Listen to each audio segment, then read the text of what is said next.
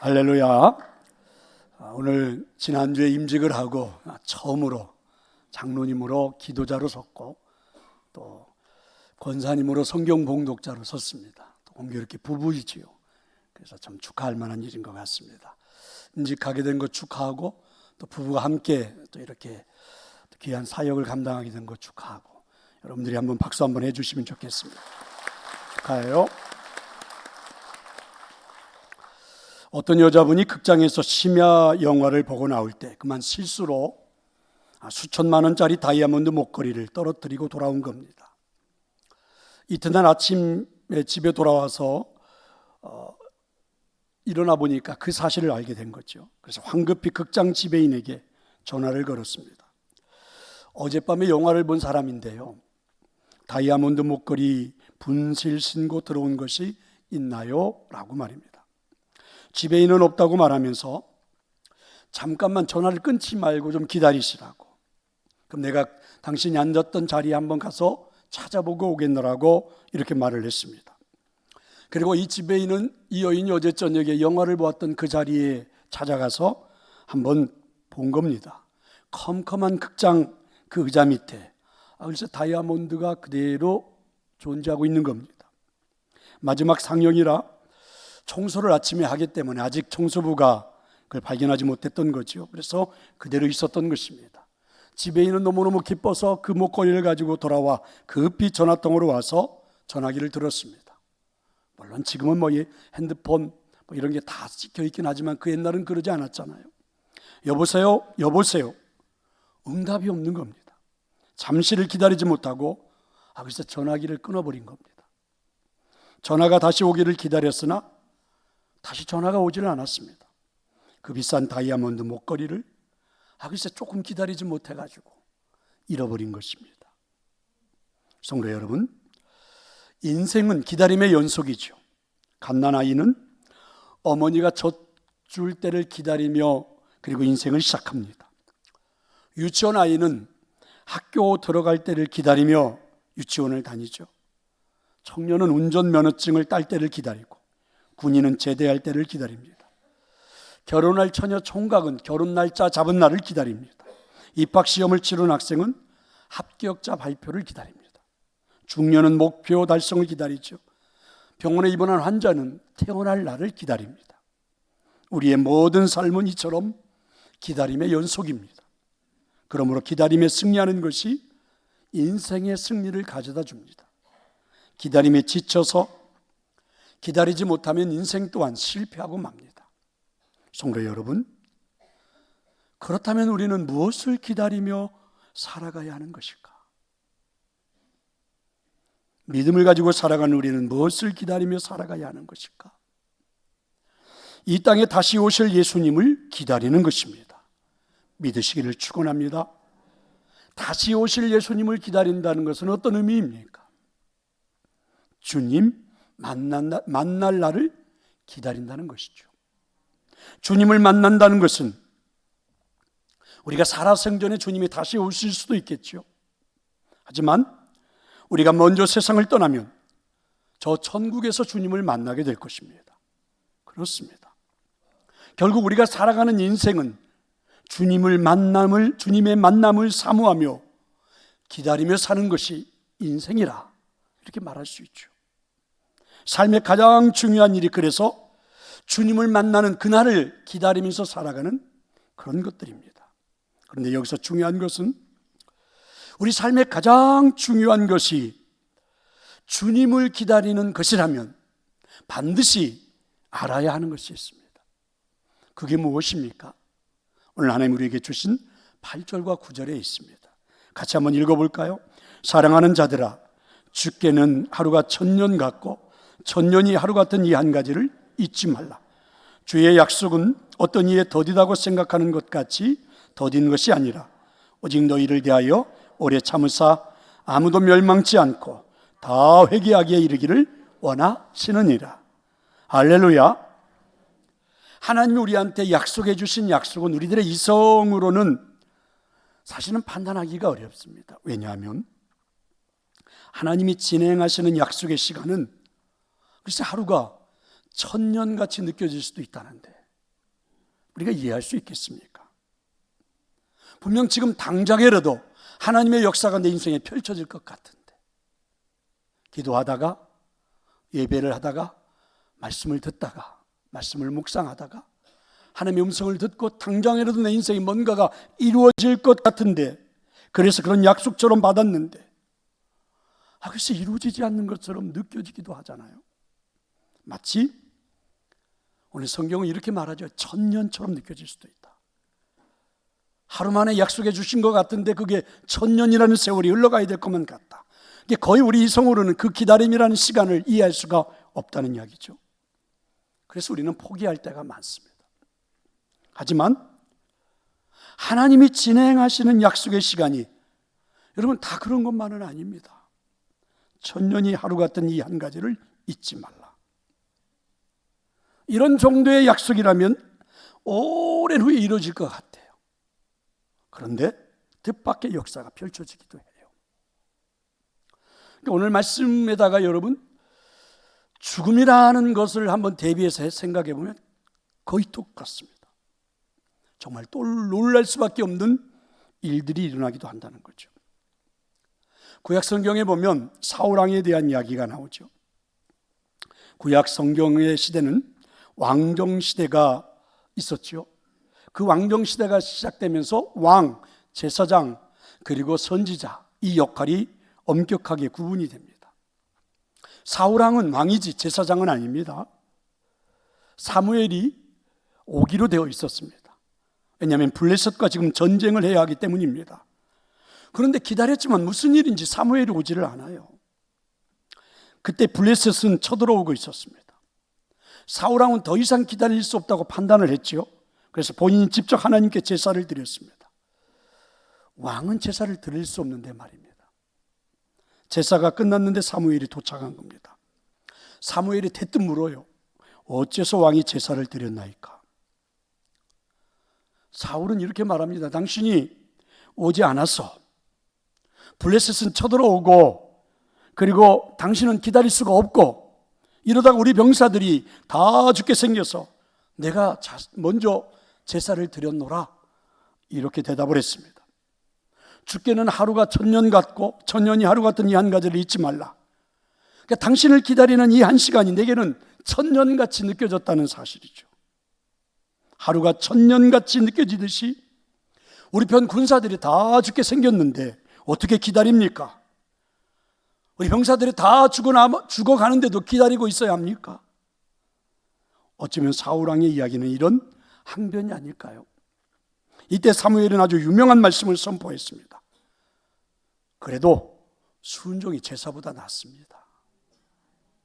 이 사건 이후로 하나님은 사울왕을 그 자리에서 내려오게 하시겠다고 말씀하셨습니다.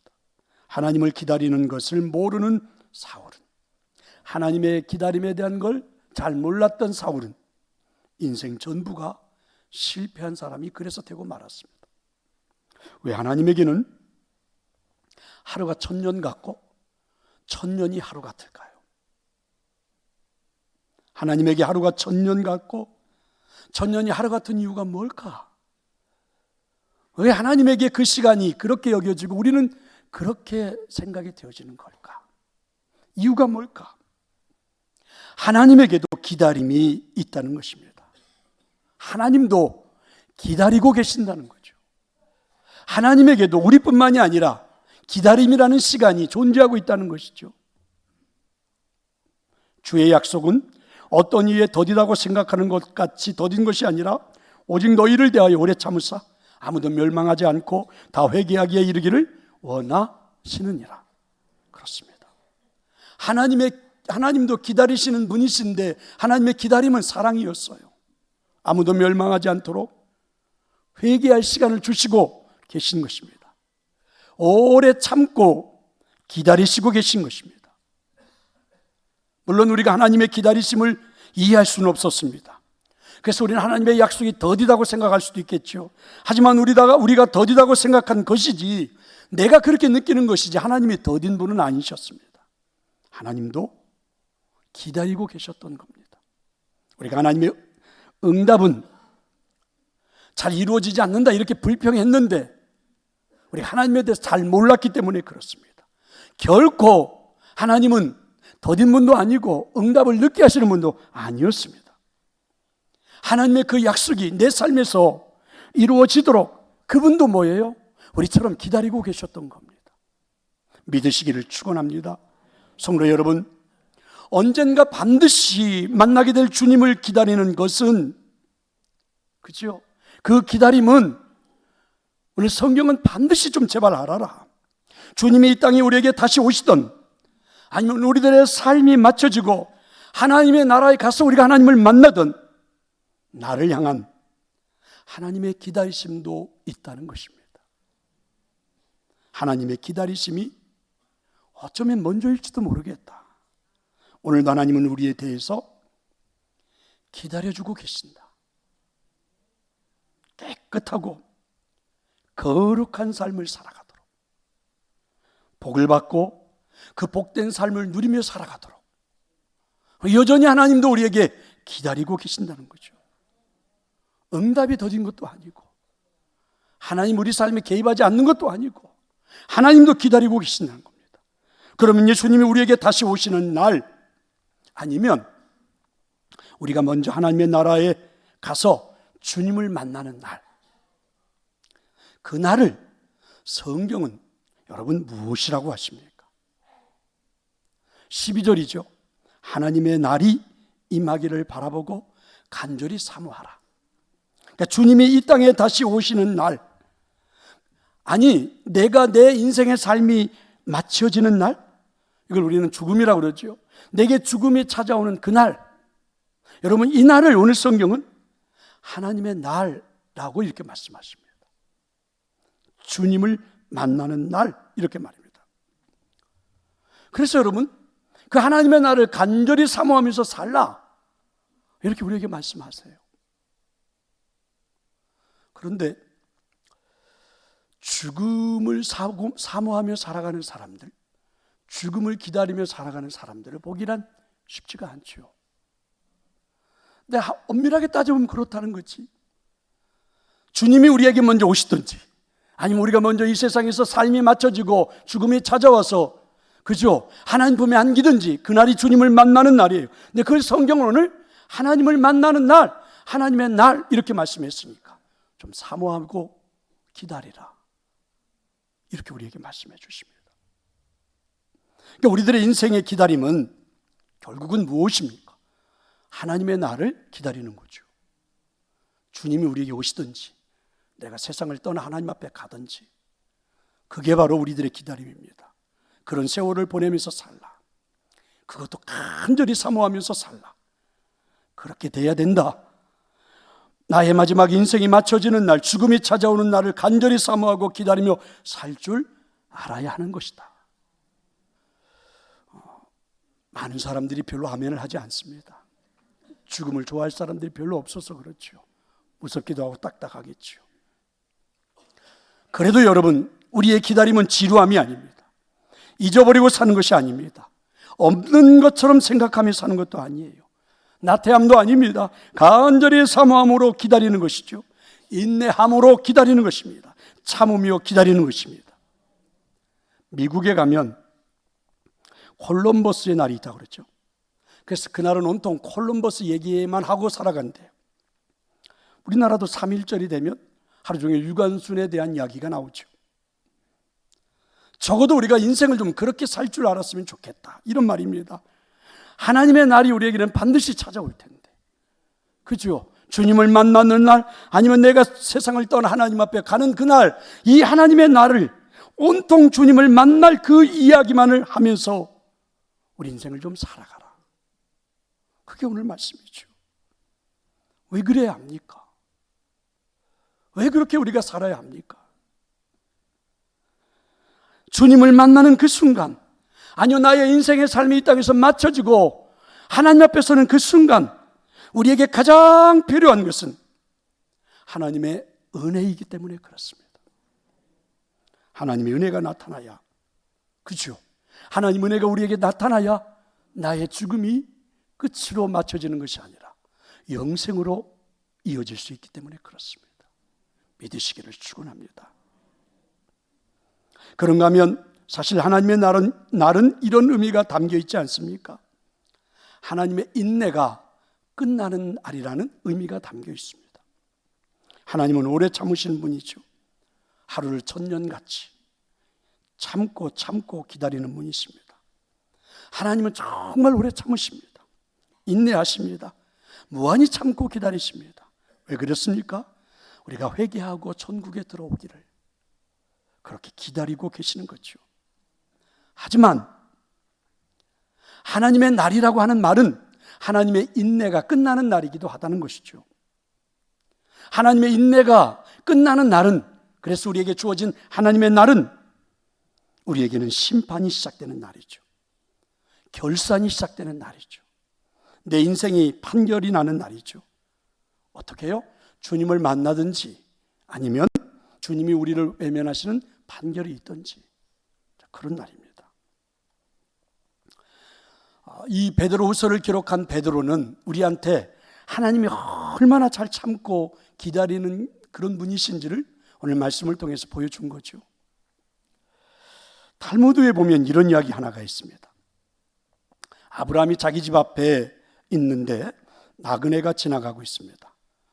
근데 그 나그네가 몹시 지쳐 있어요. 땀도 많이 흘리고 배고픔도 느끼는 듯 하였습니다. 그래서 아브라함은 그 나그네를 자기 집 안으로 불러들었습니다. 그리고 잠시 쉬고 가라고 권했죠. 아브라함은 사라에게 부탁해서 시원한 우유와 빵을 나그네에게 대접을 했습니다. 빵과 우유를 먹는 나그네에게 아브라함이 물었죠. 당신은 음식을 먹을 때 하나님께 기도하지 않습니까? 나그네가 무뚝뚝하게 대답을 했습니다. 나는 페르시아 사람입니다. 우리는 하나님을 믿지 않고 불을 숭배하고 있습니다. 우리는 하나님을 모릅니다. 믿음이 충만한 아브라함은 그 나그네에게 전도하기 시작했죠. 하나님을 알려주면서 믿기를 부탁한 겁니다. 그러다가 두 사람이 결국 논쟁이 벌어졌죠. 아브라함은 화가 머리끝까지 치밀었습니다. 그래서 나그네에게 막 삿대질을 하면서 소리를 질렀죠. 당신 같은 사람은 우리 장막에 있을 자격이 없으니까 당장 나가시오. 이 나그네도 화가 나서 뒤도 돌아보지 않고 나가버렸습니다. 아브라함이 떠나가는 그 나그네의 모습을 바라보고 있을 때입니다. 하나님의 천사가 아브라함에게 찾아와서 말씀해 주십니다. 아브라함아, 하나님은 저 사람을 위하여 50년을 참으셨는데 너는 1시간도 못 참니? 이 말을 들은 아브라함은 너무나 부끄러웠습니다. 그 후부터 아브라함은 모든 것을 기다리며 인내하는 삶을 살았다고 그러죠. 그래서 성경에 나오는 나그네들을 대접해서 하늘의 복을 받았는지도 모르겠습니다. 이게 탈무드에 나오는 이야기죠. 이렇게 하나님은 기다리시는 분이셨고 하나님 은혜 가운데 사랑 우리들에게 그런 기다림이 필요하다는 거죠. 성도 여러분, 하나님은 언제까지나 무한히 참으시는 분은 아니십니다. 하나님이 하루를 천년처럼, 천년이 하루처럼 그렇게 기다리고 계시지만 하나님의 기다리심에도 끝이 있다는 것이죠. 끝날이 있다는 것입니다.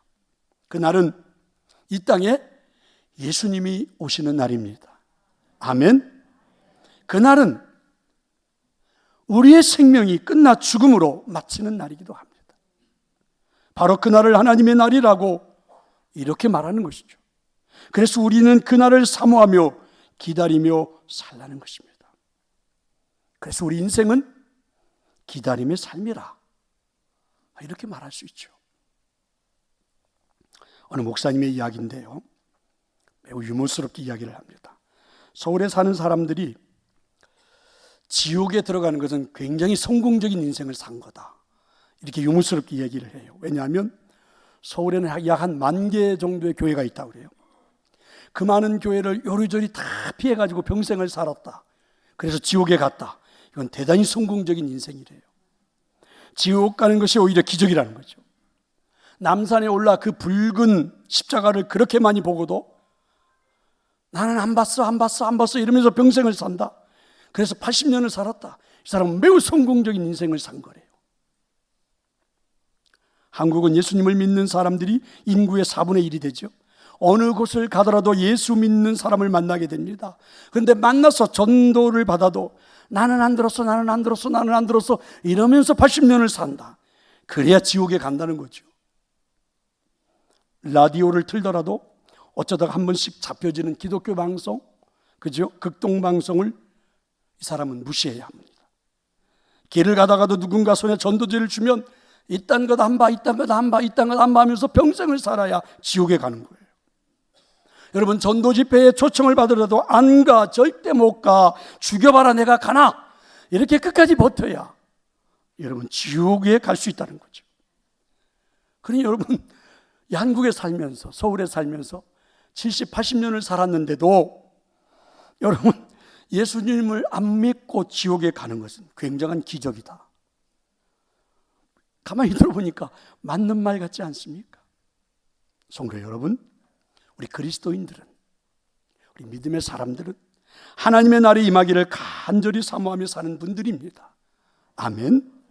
하나님의 날을 기다리며 사는 사람들, 주님을 만날 그 날을 기다리며 사는 사람들, 다르게 말해보면 내게 찾아올 영생이 주어질 죽음을 기다리며 사는 사람들, 이분들이 바로 크리스찬입니다. 이분들이 바로 그리스도인들입니다. 미국의 유명한 시인 롱펠러는 휴지를 집어들어서 떠오른 시상을 적었죠. 근데 그 휴지가 6,000불에 팔렸다는 거죠. 롱펠러는 보통 메모용지에 사인을 해주는데, 그러면 여러분 그 사인해준 사인이 100만 불에 팔린대요. 약 14억 가까이 됩니다. 미국 정부가 종이 조각에다가 여러분 독수리표 도장을 딱 찍으면 100불짜리 지폐가 돼서 전 세계 어디를 가나 다 사용할 수 있죠. 피카소가 종이 쪽지에 대상한 것 그거 하나가 집 한 채 값이 된다고 그러죠. 성도 여러분, 내가 살아가는 인생, 살아온 평생의 삶이 부끄러운 것도 사실입니다. 하지만 하나님의 나라가 내게 찾아올 때, 아니 하나님의 날이 내게 주어질 때, 주님이 내게 오시던 내가 세상을 마치고 하나님 앞에 서는 그날 하나님의 날이 내게 찾아올 때, 예수님이 우리를 만져주시면, 예수님이 나를 만져주시면 우리의 영혼은 온 천하보다도 귀한 영혼이 되는 줄로 믿습니다. 하나님 아버지와 함께 할 수 있는 삶이 펼쳐지는 줄로 믿습니다. 그날이 찾아오면 어디서도 맛볼 수 없었던 최고의 행복을 우리는 누리게 되지요. 모든 고통이 사라지는 평강도 누리게 됩니다. 아니, 이런 복된 삶이 있었다니, 깜짝 놀랄 만한 일이 우리 앞에 펼쳐지게 될 겁니다. 내가 살아온 삶이 이렇게 잘한 것이었어? 가슴 뜨겁게 체험하게 될 것입니다. 그래서 우리는 그날을 사모하며 사는 자들입니다. 그래서 우리는 하나님의 날을 사모하며 살아가는 사람들입니다. 그날을 기다리며 살아가는 사람들입니다. 그날이 내게 가장 복된 날이 될 거라고 믿고 사는 사람들입니다. 성경은 이렇게 기다림에 승리한 사람들의 이름이 기록되어 있는 게 성경책이죠. 저와 여러분의 기다림이 성공적으로 맞춰지면 우리도 그 성경에 이름이 기록될 줄로 믿습니다. 성경에 기록되는 축복이 오늘 예배하는 여러분 모두에게 찾아오기를 소망합니다. 인생은 기다림으로 살아가는 거죠. 하나님의 날, 내게 찾아올 그 멋진 하나님의 날, 여러분 그날을 기다리며 그날에 내게 베풀어질 하나님의 은혜를 사모하며, 그렇죠? 오늘도 꾸준히 그렇게 기다리며 살아가는 여러분이 되시기를, 기다림에 성공하는 여러분이 되시기를 축원합니다.